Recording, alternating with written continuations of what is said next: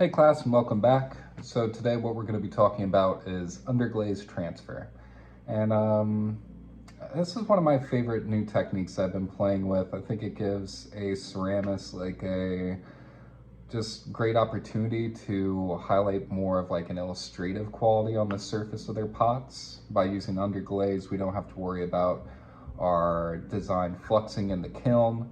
You know, what you see is often kind of what you get. The colors stick, and it's really great. So what we do essentially, I covered this in a previous video, so I'm not going to get into all the minutia, but you know, what we do is we first draw out a design on a piece of newsprint or rice paper. There's something called Sumier paper that works really, really well for transferring underglaze. But what I like to do is I start out by drawing a design on a piece of newsprint, and then I go over that design with you know, some different layers of underglaze. Usually a black for the outline, a fill color, and an outline color. And the interesting thing about this underglaze transfer process is that you're sort of building your transfer sheet from the top down. So the first mark that you put on your paper will be the top layer, and that'll be showing in front. And then everything else, you're sort of building up on top of that first layer, and the stuff that I paint last becomes sort of the background of the transfer, because this area here fits onto the side of the pot, and once we rehydrate it using a sponge and peel it away, that is then obscured by all the underglaze that you had put on first. So in the chat, we're going to go over that a little bit more in detail. And yeah, this demo is just going to be me, you know, taking that image that I showed you in the slideshow and applying it to the side of a round vessel. And yeah, let's talk a little bit about measuring though. So to measure something properly, to make sure that like your underglaze decal that you're making is going to fit, you're going to have to know how big your canvas is. So we're going to be working on this vase. It's about 6 inches tall. And so, you know, I would measure it first and make a note. And then I'd cut out a strip of paper that's at least 6 inches tall. But to get the circumference of my pot, I have a, you know, a piece of measuring tape that, you know, I got this in a sewing machine that I bought. So this is great, like a tool that a tailor would usually use. I can wrap this around my pot and then get my reading. Take this off. And so I know that my pot is about 12 inches in diameter. So I cut out a rectangle that's 6 inches tall by 12 inches long, and I'd try to paint my drawing inside of there. I want to make a couple of these, so I made a piece that was 12 by 12. That way I can have a couple sheets to like play with. But yeah, tools we're gonna need is a little pan with some water. Just your regular orange round sponge works great. And I like to have a soft rib. These mud tools ribs, these yellow ones, they're nice and flexible, but they have a nice sharp edge that helps me, you know, add pressure to the back of my underglaze sheet that then forces it to stick to the outside of my piece. And typically I like it if my piece is between, you know, leather hard and bone dry. This is like a very firm leather that I'm working with. I find that like when it's a little bit drier, the clay wants to pick up the moisture from the underglaze a little bit more, makes my transfers a little bit cleaner. If the clay is still like really wet, I've noticed that that causes my underglaze transfer to bleed along the edges because there's still some moisture in the surface of the clay, and it gets like oversaturated once I start putting my transfer sheet on. So I recommend a nice hard leather, and I don't experience as much bleeding. All right, so I already showed you some in progress photos of me building up my transfer sheet. I've cut this sheet down, and I'm gonna be going for kind of like a spooky guts and crossbone design. And I've also made a couple other decals that we'll put on together in the chat of a skull and a rib cage and some cool stuff. So hopefully those work out well live, and hope you enjoy this video. We're gonna get to it. So first things first, it really helps if you have a banding wheel. If you're using a round shape, yeah, I want to center this on my banding wheel as well as possible.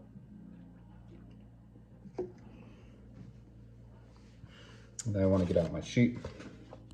I want to start picking out how this thing is going to fit.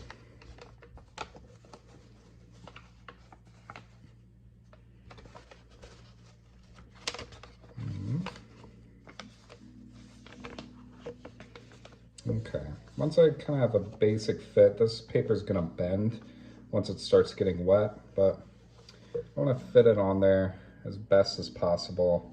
And then I want to get out my sponge. And I don't want this to be sopping wet. I just want it to have like a little bit of moisture in there. I'm going to start blotting my paper.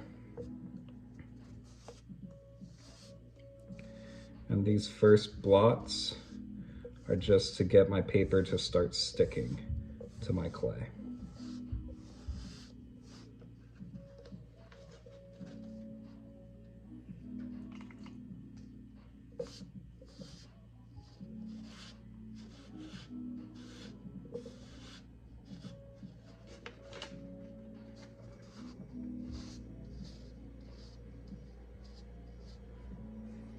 Got my rib.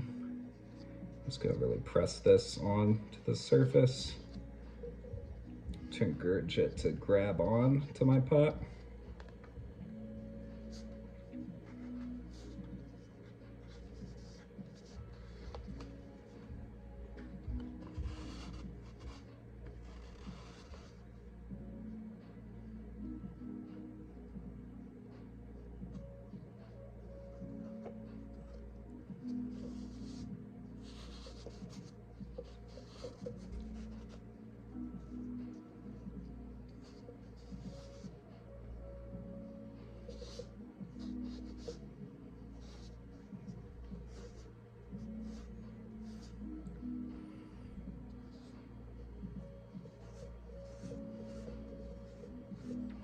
All right, once I got a little bit of moisture on there, I'll start using my soft rib just to start pressing this on to the side to get to adhere.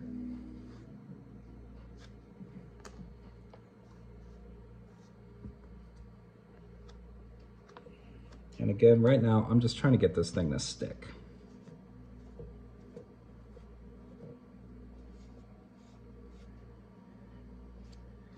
I'll go back later with this rib and really start pressing out all the air bubbles.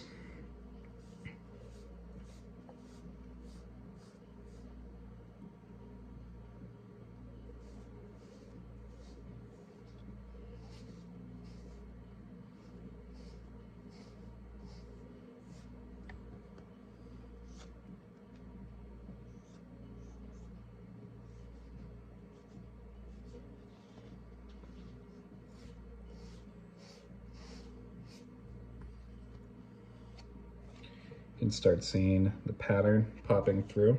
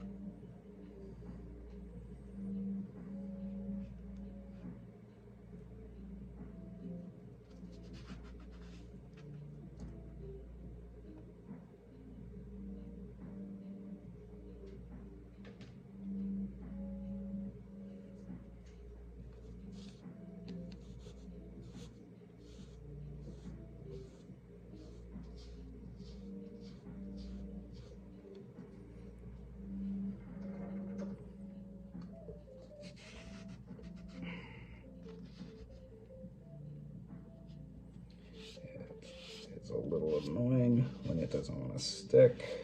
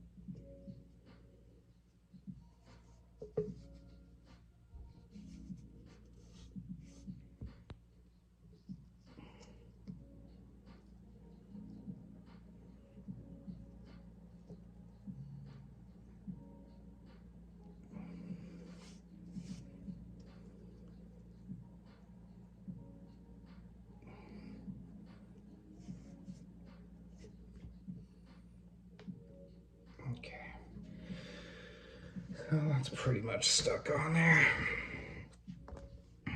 Let's go back, add a little bit more water.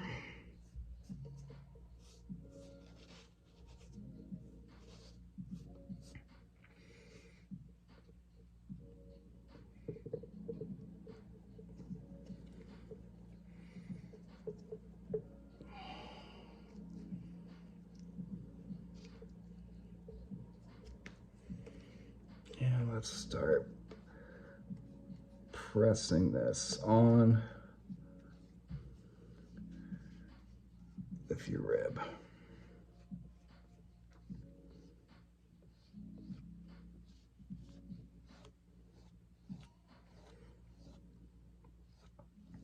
All I'm trying to do here is press out any air bubbles and make sure I got a nice seal. I'm really putting that underglaze onto the piece.